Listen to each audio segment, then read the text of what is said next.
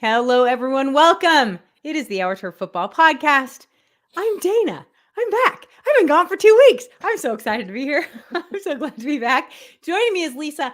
I think Sonia said she was going to try and join us, but now I can't remember what she said because she's working. I don't know. We'll see, right? We'll see how it goes. But we are so glad that you are here to join us, as you guys are every Tuesday. Lisa, how's it going? I'm in a bad mood today. You had a crap game, sister. Oh my God, though. Can you please, for one moment, give the Titans any credit for holy shit pulling that off in the middle of nothing? I gave them all the credit, and I gave them credit on Twitter, and everybody knows it. I mean, they played a hell of a game. Everybody knows me who's followed me and has followed me. I hate prevent defenses. I absolutely cannot stand them. And it just every single time it seems like we go into prevent and they scored in one. I was like, holy shit, we're in trouble. Right. I did. I was like, I'm not even kidding you. I said, we're in trouble. Not to mention that the narrative is the same with this team every single year. Mm-hmm. You know, and it's hard talking to people because people are angry and you're upset, and everybody had a right to be last night. Mm-hmm. But, you know, the younger crowd's like, oh, no, this has a different feel. I wish I could tell you I had that different feel. I don't. I have that same feeling. Yeah. And I think it's just because of 35, 40 plus years of, you know, this. I mean, we go from Marino, where we used to play lights out in prime time. I mean, the Dolphins seriously were one of the best primetime draws and our record. Mm-hmm. But wow. And the whole night just felt weird. 2 doubleheaders on Monday night, the same time. That was weird, right? Right. At the same time. Remember, I even told you I thought they were an hour apart at least. You did. And they kept doing the split screen right at honestly, I don't think people cared for it too much. I saw a lot of people. I don't think they did either. Yeah, it was very strange. But I do. I gave the Titans credit. I mean, seriously, they're a hungry team. They're a scrappy team, mm-hmm. and they wanted it more. And the problem is when you're going into December and you have the schedule that we have a brutal schedule, and we're going to talk about scheduling here in a little bit. We are. It's not going to get any better, and it gets real. Injuries, I can't even tell you. I mean, the Seahawks have had. Jesus, I know, right? God. It's been a nightmarish December again, right? And unfortunately, until this narrative changes and they prove us, I guess naysayers, everybody wanted to call me today, wrong.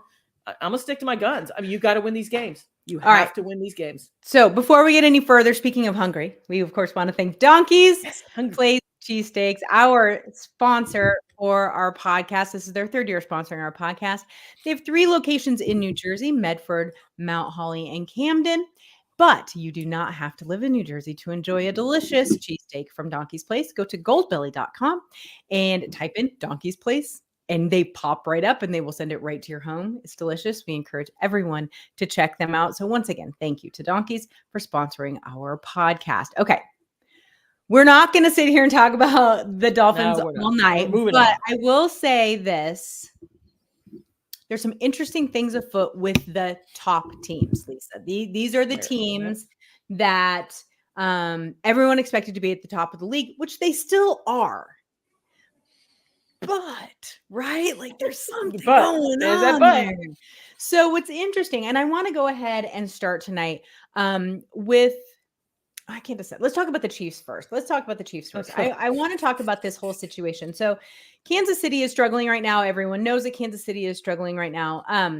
And they're struggling to keep their composure at press conferences when they're being big whiny babies. Oh, did I say that out loud? You did say that out loud. And you live in Kansas City. You better watch I do. But let me tell you what about living in Kansas City. So I was at work today. I had more coworkers come up to me furious with their team for the way they played and then the actions of their head coach and their quarterback. I had one coworker, he's like, Dayna, he is one of the faces in the NFL. You don't go around pouting like you're 5. He's like, things happen. So it was John said this during the game. It made me laugh so hard. He called him Veruca Salt. He's like, hey, lay off Veruca Mahomes. So if anyone doesn't know who Veruca Salt is, look it up. That's hilarious. So what's interesting tonight about this whole situation is obvious offsides Tony did not, he did not look to have the line judge, which I think is BS anyway. A judge should, the ref shouldn't go, oh, scoot back, baby. You're good. You're a little ahead. No, God, line up or don't line up, right? Defenses don't get that. I'm just saying. But they do, though. They do, though, Dayna. They shouldn't, though, Lisa. Do they? I do. I've seen it. I mean, you look at NFL films. There's some where they'll say, "Hey, no, I'm saying, should they give them a heads up?" I don't think so. Not you're a professional. Well, if you're going to do that with the offense, you need to do it with the defense. Stay consistent. If somebody's, then you better tell the defense to back up a little bit. Right. But I have seen them say, "Listen, you're getting real close to that line." Kind of give them a little warning. But he was way offside. He was like a half a yard outside. And my thing with it was they threw that flag immediately. It wasn't like they let them score and then the flag came out. They watched, they knew, I think they threw this. As soon as that ball was snapped, you saw that flag come out. So, then for them to have the meltdown like it was like, oh, they robbed us. No, being robbed to me would have been if they had the touchdown, then they threw the flag and said, oh, thought about it for a minute. Yeah, thought about it. No, that flag came out immediately. Yeah. So it's they're backpedaling today. Apologies everywhere the last couple of days for sure. First he doubled down, but then he said it was going to ruin, the Hall of Fame career. It was so stupid. He was in his feelings, guys. He just was really in his feelings. And it's emotional. He's not used to that. Here's the thing: they aren't used to not making it work at the end. Much like we were talking about earlier, it's like because we're going to talk about the Denver Broncos, and you had mentioned off air that. Right now they're finding a way to win. And that's just it. The Chiefs are used to being able to do that, and they haven't been able to do that. What's fascinating to me is that I was shocked, Lisa, and we talked about it on this show, when they did not go get a wide receiver at the trade deadline, when they did not go pick someone up to help them. It's like they forgot that, the best receiver on their team is a 33-year-old tight end. They forgot about that. And so they had to get some help, and they didn't get some help. Patrick Mahomes is not going to be able to save the day forever. That is no shade on them. That's just the NFL. It's just the way it works. But I told you this before. I had a coworker today, diehard Chiefs fan. Guys, this guy is fully decked out every Sunday at Arrowhead. And he said, I would not be surprised if the Broncos ended up winning this division because of schedules. So when we talk about the Broncos, I want to talk about the differences of their two schedules for sure. So it's been interesting to me. What are your thoughts about the Chiefs? Do you think it's just a talent issue? Do you think it's just bad luck? What's going on with them? I do think it's bad luck. And I think things catch up to you as the season goes on because, you get more film as we go. And when you get the blueprint on how to get pressure on Mahomes, because when you get pressure on him, who's he going to? Kelsey. Like you said, there's not that one person. And we all see it. And we see it with a lot of these teams with their superstars. Okay. And we've talked about it before, especially with wide receivers. You have that one person you count on. When that person is shut down, when that person is even out of the game, the whole dynamic of the offense changes.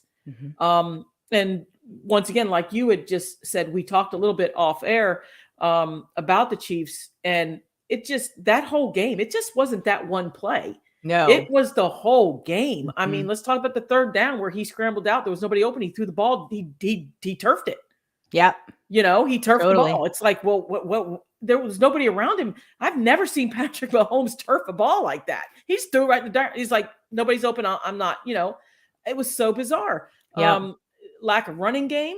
Let's talk about that. The offensive line's definitely not getting him some time. They don't have a lot of people to throw to talent wise. No. So, and let's go defensively. They play way off ball. They play man on man. They don't jam anybody at the line. And Diggs was just having a day. It was, no pressure. And Allen's a running quarterback. He'll get out of it and make things happen. Well, you got to create time on your offensive line for things to happen. Chiefs aren't clicking on any of those cylinders right now. And I think it's, starting to show up a little bit, especially the meltdowns at the end. I mean, frustration, we all get it. But I mean, he had some choice words for Josh Allen after the game. And that was ridiculous. I don't think I've seen Mahomes that,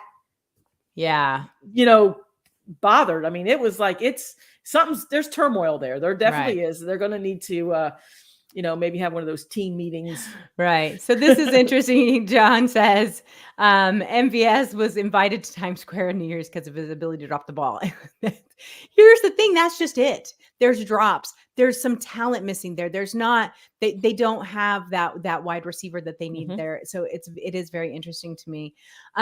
So what's interesting is if you look at who they have left to play, the Chiefs get to play New England. They get to play the Raiders.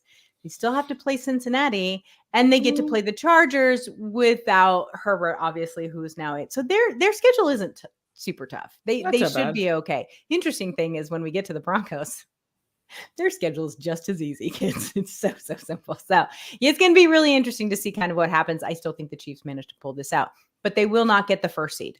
I do not see them. God forbid, Patrick Mahomes may have to play a game on the road. And he's never in his career had to play a playoff game outside of Arrowhead. Keep that in mind. It's very interesting. Let's talk about the Eagles a little bit. So what's interesting to me about the Eagles is we loved them. We've loved them all season. We loved what they were doing. We loved their coaching. We loved everything about them. We thought they were so fantastic. They have truly struggled as of late. And I was reading some really interesting articles about them today. And the coach is like, I loved this quote from him. He was like, my job is the same if we're winning or losing. I have to get this team ready. He's like, but we are just missing some stuff. The turnovers. There's, on defense has been just baffling in what's going on with them. And so they have lost. And we all thought it was a fluke when the Eagles lost to the Jets, right? Like we're like clear back week 6. We're like, oh yeah, good for you. Well, they've lost their last 2. But against the 2 best teams in football right now. So I want people to keep in mind the San Francisco 49ers. Yes, hurts me to say it. And the Dallas Cowboys, which we're going to talk about in a minute because I'm going to remind everyone that I picked them go to the NFC Championship. Just want everyone to know that.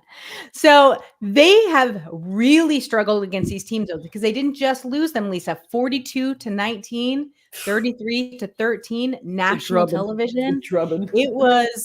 It was a mess, and it was really sad. What is injuries are killing this team, in my opinion, and turnovers. Yes, exactly.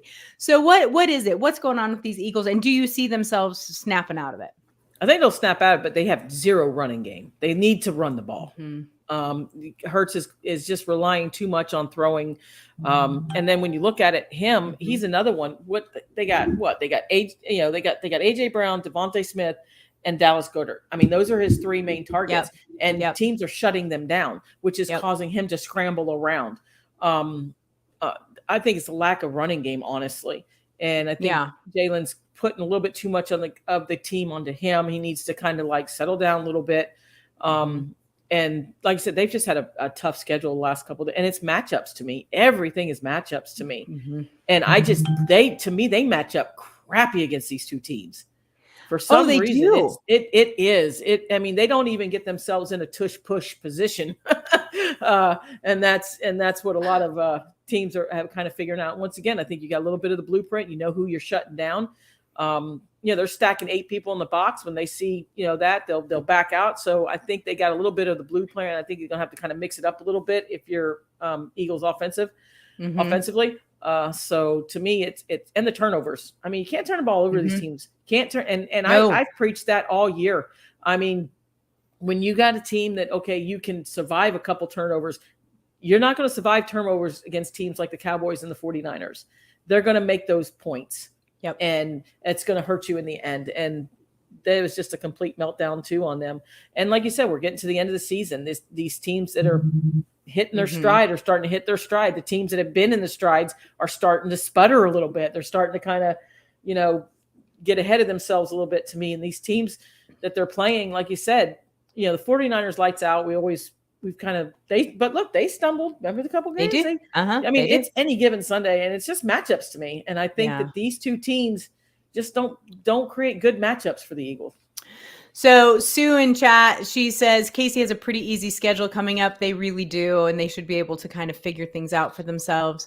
And then John keeps bringing up the Vikings in chat. We're not talking about the Vikings. They just are now going to their 4th quarterback at this point today, which is breaks my heart. I like Josh Dobbs, but someone pointed out the Eagles were 10-1, but it was a 2022 Minnesota Vikings 10-1. Looked good on paper, but you see all the flaws. Yeah. I agree completely. Do you remember that Steelers team that went like 11 and then didn't make it past the first round? Paper tiger a little bit, right, John? That's what I'm seeing there too. But at the same time, their talent level is there, and you see the execution, you see what they can do. But like Lisa, you and Graham will know, you got a little crap for not beating hard teams. Well, these were two teams that they are going to have to play in the playoffs, the Eagles, and they couldn't pull it out. So that was really interesting to me. So I think that the interesting thing that it's not like you look at this team stats. Jalen Hurts at 3192, DeAndre Swift's at 822, AJ Brown's over 1200. I mean, this team is good. But let me tell you which team's getting better. Hello, Dallas Cowboys. Hello, Dallas Cowboys. They are killing it right now. They have managed to put everything together. Dak is finally being the quarterback we all talked about for forever.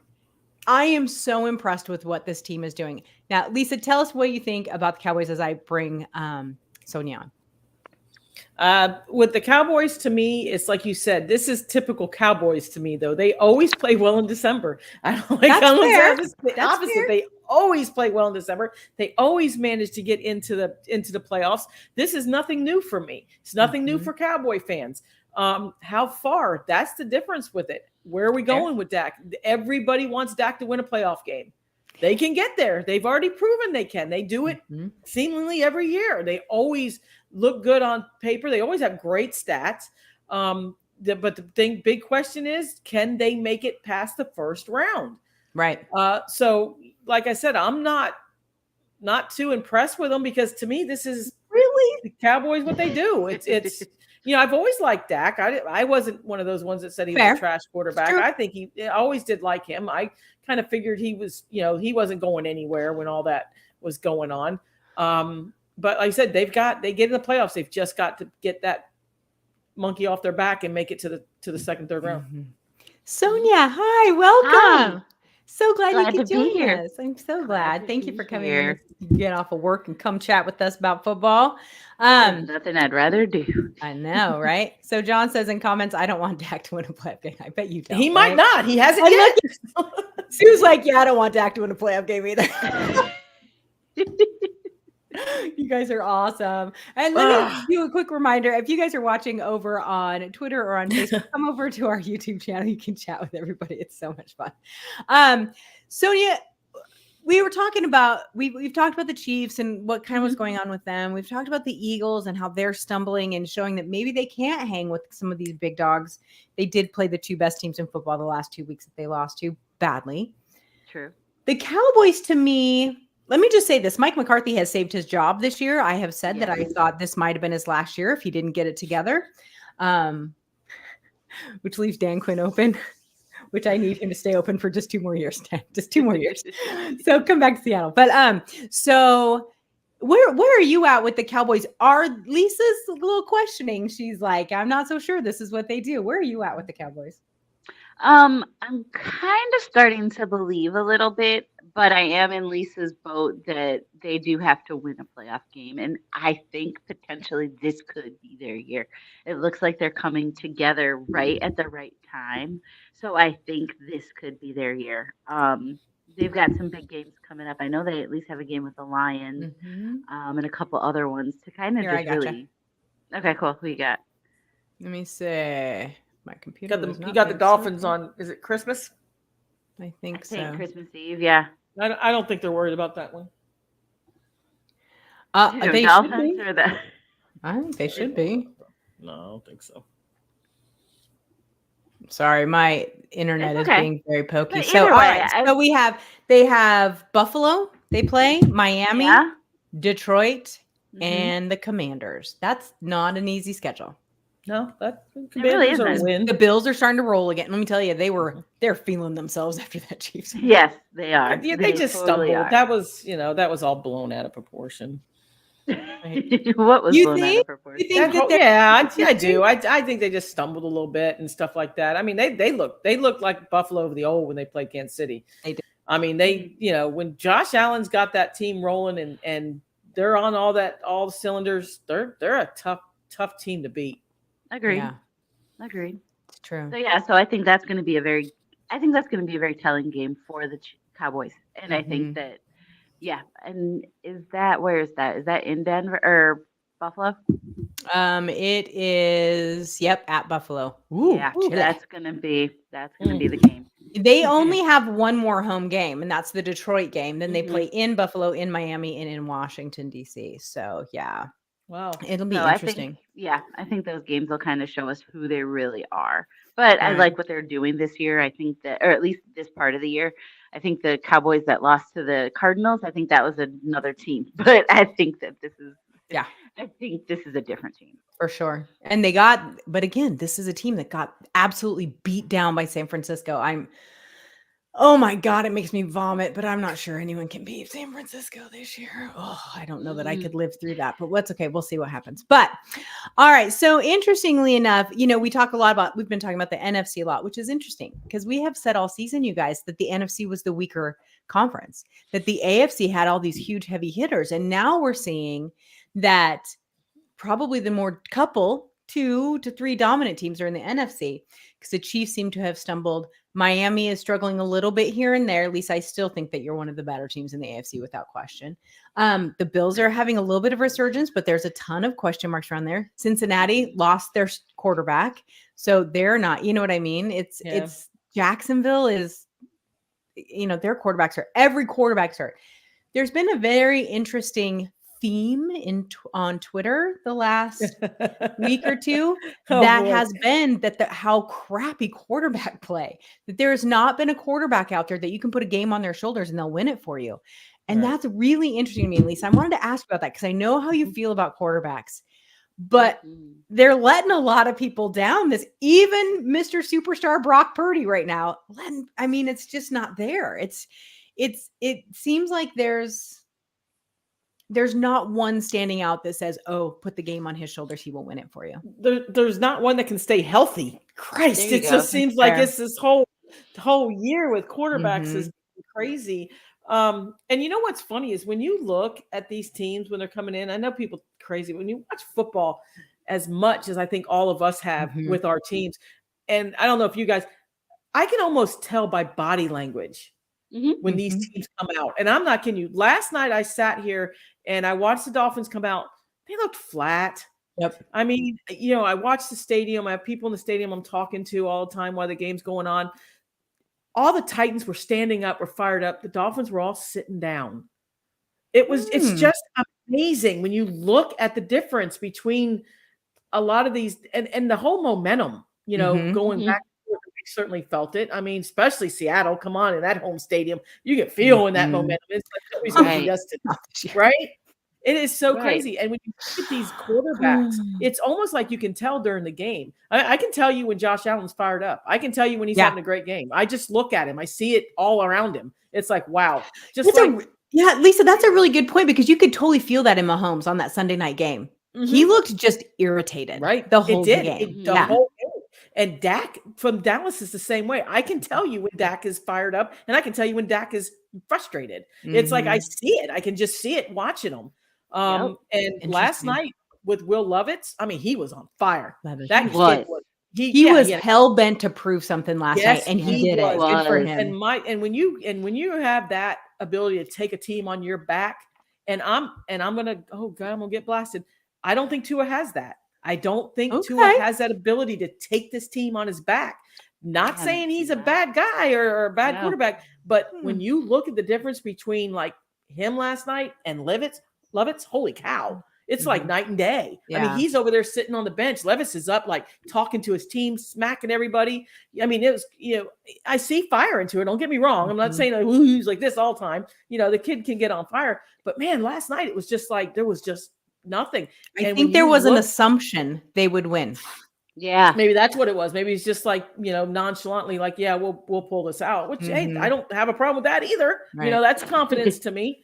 Yeah. But it has been John. And I agree with John too. He's suffered it. It's like, it's been a weird quarterback year. It really has. It has. And I didn't even know Geno Smith was hurt.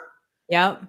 He's been hurt twice this season. See? Yeah. And it's like, yeah. And so it's like, we're stuck with Drew freaking Lock. Don't get me started on the Seahawks right now, you guys. Listen, DeVito last night for the Giants beat my boy Love. I know. Right. I mean, this is what I'm saying this year. I put it on Twitter. I said, go home, NFL. You're drunk. What the hell is going on? This whole entire season is weird. Like, there's no rhyme or reason or logic to half of this stuff. It's the weirdest, creepiest. I said to one of my coworkers today, I said, I'm ready for the season to be over today. Like, I'm not in the mood for it crazy anymore. this year. Like, it's insane. It is. Oh, yeah. It's interesting. So let's go ahead and get started. I do want to talk about, I want to talk about the NFC South because this is the epitome of the season. This year is the NFC South. Okay. So for those maybe who need a little refresher, the NFC South is the Buccaneers, Falcons, Saints, and Panthers. And what are they? Just all three of them? The Buccaneers, the Falcons, and Saints, all 6-7. The Panthers are 1-12. That team just needs a complete overhaul. They need a whole bunch more first round picks is what they need. Yeah. But you look at the Bucs, the Falcons, and the Saints. I have never seen a group of teams win so ugly. Like, there's never a complete game. Nothing is put together nice. It is the Saints, especially, holy cow. And then yet they all manage to win occasionally. Sonia, when you look at these teams, start with Sonia. Is there anyone that can just run with it the rest of the season? And they get a whole playoff game. It's just like, are you kidding?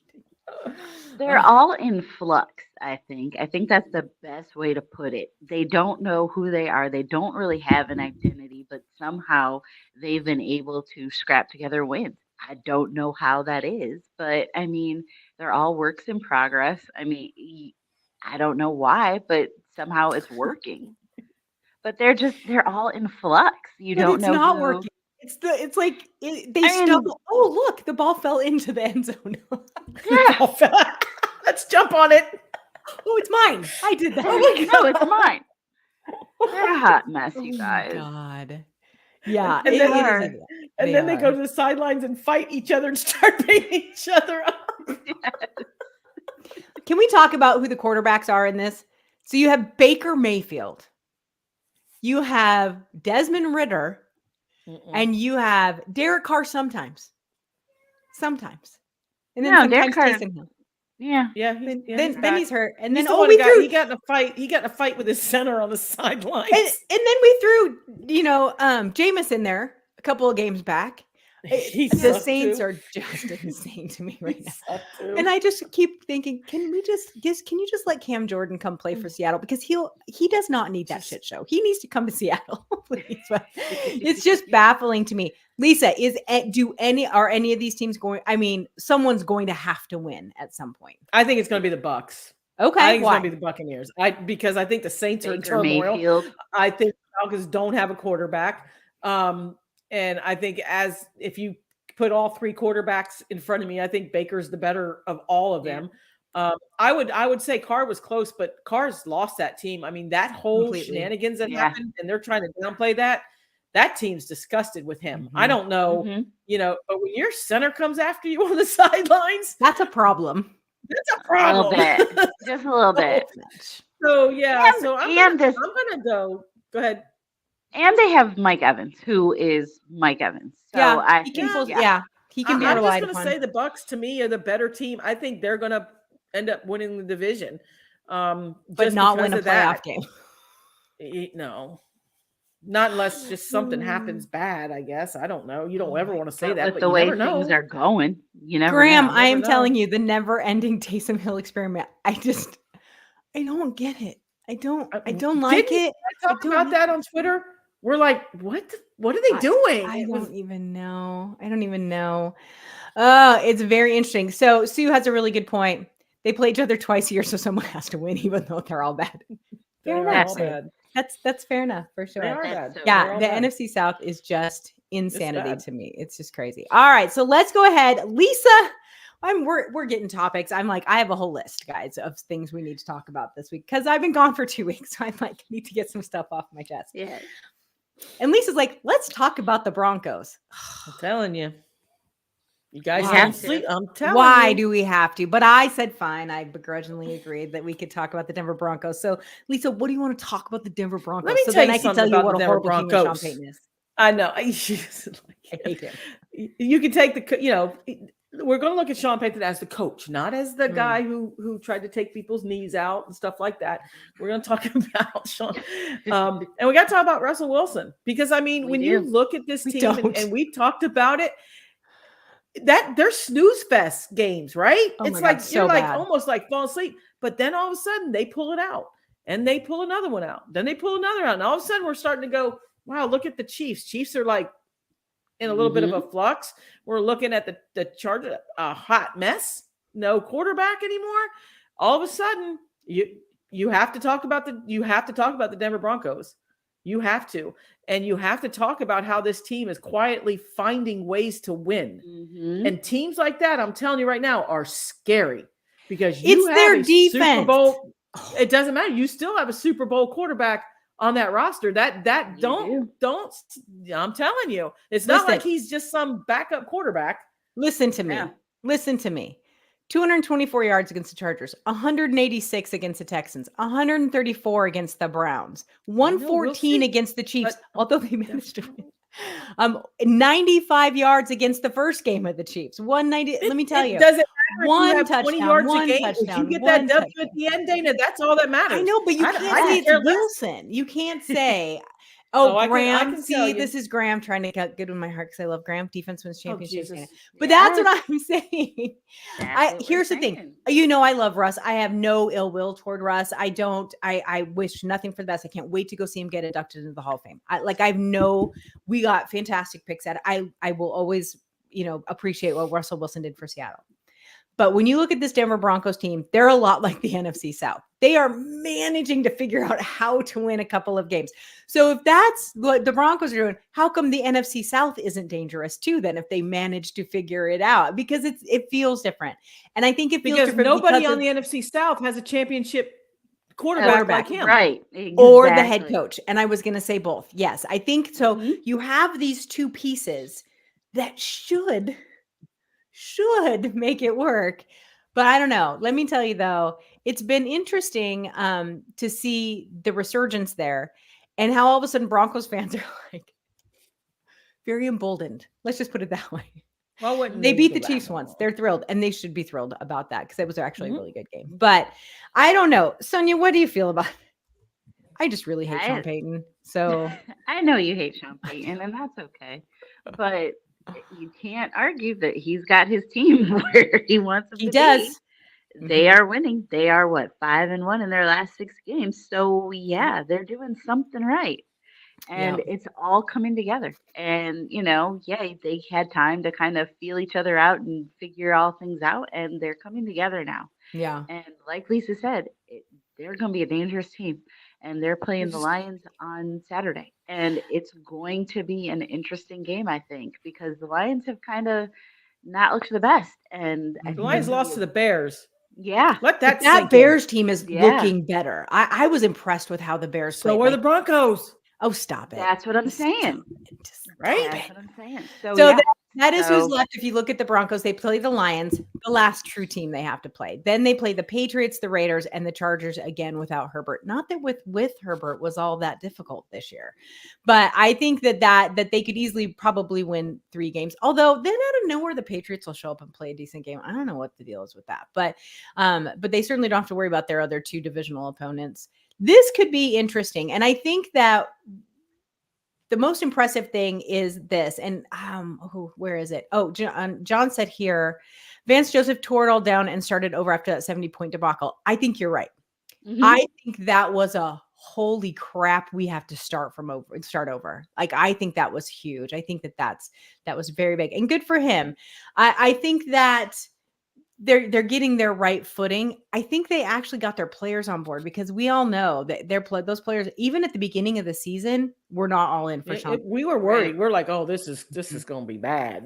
Yeah, agreed. But now they got it together. Yeah, we'll see how they do. I don't know.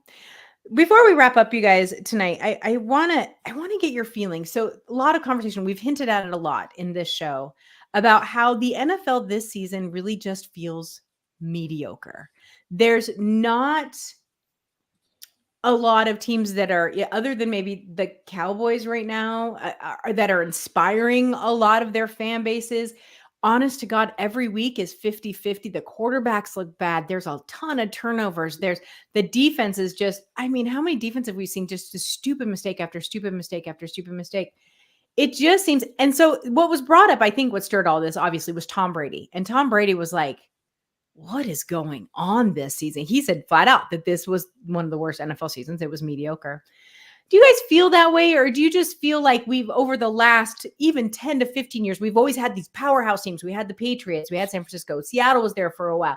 You had these big, the Chiefs. And so you had these big teams that came in and steamrolled everybody. And we're just not getting that this year? Or truly does there seem to be something off with the product? Other than they're threatening to make 8 games overseas next year. We'll talk about that in a minute. But anyway, sorry, go ahead. Oh, that pissed me off. Sonia, what do you think? I think that we're just looking for the next big team. I think we're looking for the next big team. I think that players have been injured this year, I think a little bit more than I think normally, especially starting quarterbacks. So I think that it's just kind of in a weird flexy position, kind of like Tom Brady said, but I don't think the product is terrible. And I think that sometimes in the middle of the season, we kind of just get a little, we're all kind of doing our thing and just kind of letting it all kind of brew together. And especially I think things have changed though, from the beginning of the season till now, even, with the Broncos, with the, with the Eagles, with the Chiefs and stuff like that. So I think we're kind of seeing that. We're like, oh, who are we left to turn to in a way? Mm-hmm. Right. But, when you get a 6-0 game and that's the final score. That's the final score, y'all. Come Lord. Some of these games are tough to watch. Lisa, where are you at with this? I think with, like Sonia hit it with the penalties and stuff this year, been some weird, strange penalties. The injuries have done it. And you know what? Taylor Swift has just caused this whole flux. Mm-hmm. Ever since she started dating Kelsey, it's like we're gonna blame Taylor Swift. Football. I blame Taylor Swift for all this year. The Swifties are gonna come for you, Lisa. Look, her Twitter ad is right there. Right there. Go for Lisa. Don't go for me.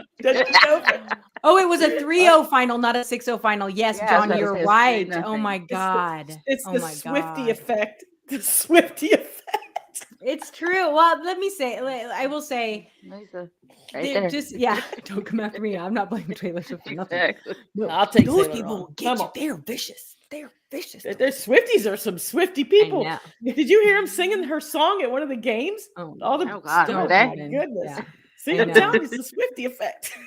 Yeah. It's very interesting what's going on. But I don't know. I just feel like it's really weird this year. I think officiating is a huge part of it, and hopefully that will be looked at too. But I don't know. It just seems very kind of blasé. Hold on. Let me see if I can find it up in comments. John here, he said, shouldn't parity make it better? Do we want a handful of powerhouse teams? You kind of do. And the reason why is because... Don't you guys though, Dayna? Don't you think we still have them? Yeah, let me finish my thought first. And then, I do. Maybe. We'll see the next couple of weeks. But I think why you want those powerhouse teams, because that gives you your David and Goliath moment, right? That gives you the chance where the Titans in Miami last night, which doesn't happen much this season, right? Where you have someone come in and they take the knees out of somebody. And maybe that's San Francisco Eagles, but we all knew they were 2 of the best teams, in the league going at it. So I don't know. So I think parity is good, but parity can be real boring when everyone's just kind of. So I think there are, Lisa, a couple of powerhouse teams in the league. I really do. I really think the Cowboys and the Eagles and the Niners, the Eagles, even though they haven't been playing very well the last couple of weeks, right. I do think the Chiefs can, but there's so many cracks in that team. I think that you still want to watch them. That's the thing where we're at, right? Well, you're in Kansas City, for crying out loud. You need to get with the program. No, I don't want to.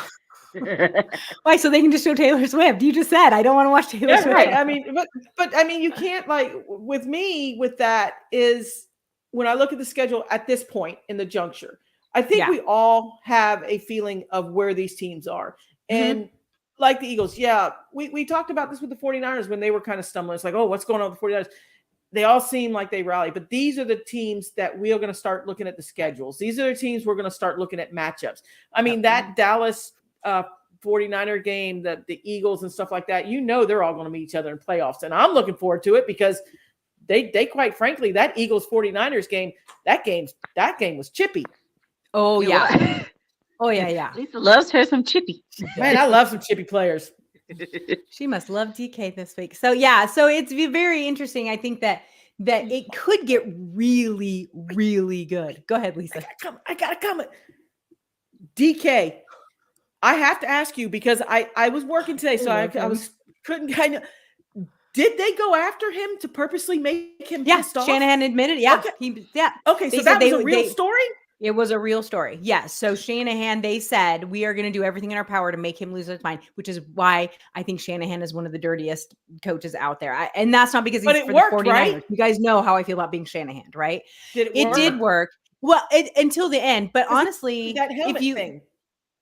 No, it was they pushing, shoving, and he pushed the guy in the back, and there was another one, and that's okay. Go ahead, make him mad because he has to learn to get over that, right? It was like kind of like, and there was a bunch of people like, oh, we should trade DK, really? Because you loved it when Richard Sherman did it all the damn time. So what are you bitching about, right?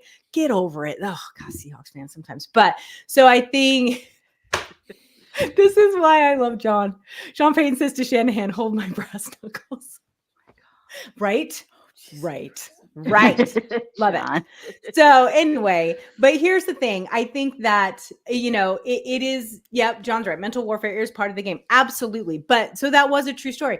He has to learn to get over that for sure. Seattle is just in a really, really rough spot. They didn't have half their line, O-line, and there's no excuses. Gino's been hurt. Everyone's Tyler Lockett. He's just, he's getting old, and I love Tyler, but he's lost his zip. Right. He's had a decently quiet season, but I wouldn't be surprised if he decides to retire in the next year or two. He just got married. He's a real estate agent now. He's busy. He's got houses to sell. But so there's a lot, which it really is upsetting to a lot of Seahawks fans. For me, I'm kind of excited because that build is coming. You have all those really young players, and then you're going to get some more. So that makes me happy, but at the same time, they're tough to watch right now. But I was thinking, at least we'll win on Christmas Eve. We're playing the Titans. Well, now we probably won't. Anyway, well, it'll be interesting, you guys. I think that this season, I don't know. I haven't been overly thrilled with this NFL season, but at the same time, it's brought us some really interesting moments, some good moments. And it's given us a view of where the backup situation is in this league because I don't know about the rest of y'all, but I'm on my fifth quarterback in fantasy. Which isn't too bad. Some of these backup guys are proving what they're worth. I mean, right? Look at DeVito last night with the Giants.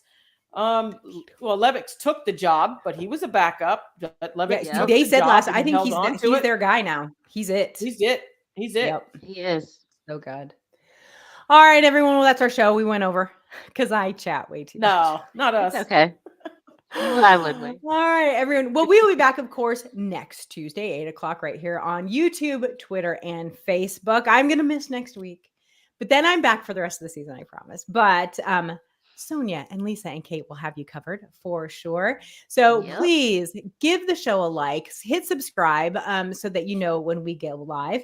Because I guarantee you, I haven't seen Camden in the comments, and Camden's going to be like, damn it, it's Tuesday. She does that all the time. So, then if you hit that subscribe button, it will let you know when we go live. And we will be back again, probably to complain some more next Tuesday night. Good night, everybody.